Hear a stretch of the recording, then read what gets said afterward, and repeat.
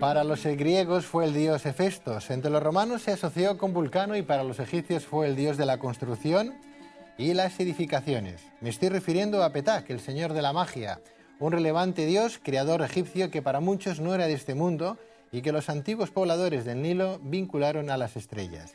¿Quién fue Petak? ¿Por qué los menfitas aseguran que creó a los dioses?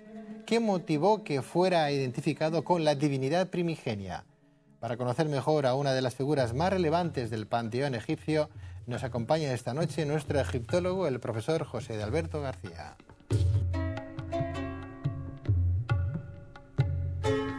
Bien, pues vamos a situar a Petak en el espacio y en el tiempo. José de Alberto García, muy buenas noches. Buenas noches, Pedro. Bienvenido, José. Encantado de estar ahí. Gracias. ¿Quién fue Petak? Mira, fue, como tú muy bien has explicado, uno de los dioses más importantes que tuvo el Antiguo Egipto, porque hace referencia a la primera tríada. Decimos la tríada cuando hablamos de tres dioses, como puede ser los Isis, Osiris y Horus en Tebas, y Petach, y Sekhmet y su hijo Parfum fueron los primeros dioses de la primera tríada de Tebas. O sea, hablamos de la primera dinastía, de la segunda y de la tercera, ¿no? Tan importante era este personaje que su nombre tiene una connotación de magia. Petak significa el señor de la magia. El señor de la magia, sí, señor, Pedro, exacto. Es verdad que Imhotep, que dicen que fue el constructor de algunas pirámides, ¿verdad? Fue el maestro o el precursor de estas pirámides que él mismo decía que era hijo de Petak. Sí, señor. Se atribuye, fantástico, Pedro, exacto. Se atribuye a Imhotep la sucesión de los conocimientos extraordinarios del dios Petak. Este dios, si me lo permites, era un personaje muy, muy raro dentro de la mitología, aparte de ser el primer dios tan importante, porque era un personaje que no llevaba corona, llevaba un casquete, llevaba la iconografía lo vemos con una especie de gorro de piel que posteriormente usaban todos los arquitectos en el Antiguo Egipto y que imitó y se lo puso también su, entre comillas, hijo Imhotep, Imhutes, en la construcción de la primera pirámide que existe, que es la pirámide escalonada del faraón Zoser. Esta pirámide la construye Imhotep, pero se atribuye esta herencia de conocimiento, puesto que Imhotep también, además de ser arquitecto, fue visir del rey, fue médico, dominaba perfectamente la magia. Esto de la magia lo tenemos que poner entre comillas también, porque la magia en Egipto era el estudio de todo lo desconocido, no de hacer cosas mágicas únicamente, ¿no? Y entonces se cruzan los caminos entre el dios Petak y su hijo Imhotep.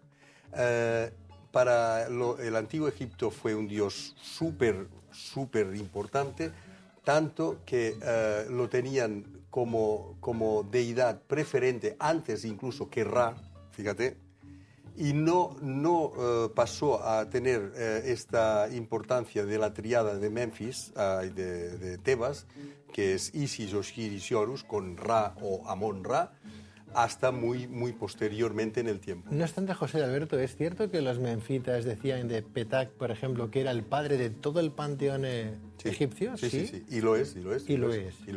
Antes de Petak, él lo condicionan a la creación del mismo mundo, a la construcción del Ben-Ben. El Ben-Ben fue la primera montaña que surgió de las aguas. Y Petak lo ponen como constructor de este Ben-Ben, como iniciador de la raza humana y del mundo, o sea, el principio, el primigénito. Hablabas del señor de la magia, pero también lo atribuyen, le dan otras características y otros calificativos, ¿verdad? Sí. Del señor de las serpientes, el señor de la luz, de la noche y del día. Exactamente. Lo pintan, o su iconografía es con un aspecto agradable, rodeado de una túnica, con ese casquete que muchos piensan que... Claro, ese casquete, ¿qué representaba en sí? ¿Qué era? El casquete, de verdad, nadie lo sabe, porque la primera imagen en la historia de Egipto que lleva este casquete tan característico de piel es él. Nadie más había usado este casquete. Y además, fíjate que Los egipcios que se caracterizan por prestar una fidelidad auténtica a las cosas, o sea, dar la forma exacta de las cosas y a los colores, tenemos que tanto el dios Petach como el dios Osiris, ¿La tríada? la tríada Isis, Osiris, Horus. Osiris, Sí. son de diferente color. Y al dios Petach no le puede tocar la luz, o sea, lo tienen siempre en tinieblas. Tanto es así que Ramsés, en la construcción de su templo de Abu Simbel, Sí. lo construyó con sumo cuidado para que entrase el sol y tocase a las 4 personas que hay es Osiris, él mismo, o sea, Ramsés, pero en cambio a Petach no le toca jamás el sol. Está en un ángulo que allí, a pesar de que entra el sol, en este Santo Santorum no le toca. El dueño de la oscuridad. Entonces. El dueño de la oscuridad, el dueño de las tinieblas. Y en el, perdón, dime. No, yo pensaba que era el dueño de la luz y de la oscuridad, pero no, se ve que solamente de la oscuridad. El dueño de las serpientes y de los peces también. Y de las tinieblas. No obstante, si era un dios tan importante, José Alberto, ¿por qué de alguna manera Amón o Ra, ¿verdad?, le quitan protagonismo? Porque se cambia el culto. Fíjate que estamos hablando ya de... nos vamos ya a la 15ª dinastía, 16ª y 18ª. Entonces nos vamos muy lejos en el tiempo y los constructores de Karnak lo dedican a la triada de Isis, Osiris y Horus y Amón-Ra. Pero ya estamos muy lejos en el tiempo. O sea, de los principios, de las primeras dinastías, ya nos vamos muy lejos y cambiaron, vamos a decir, los dioses para ellos. La tríada esta, comparativamente, sería como para nosotros, pues, como puede ser José, María y Jesús.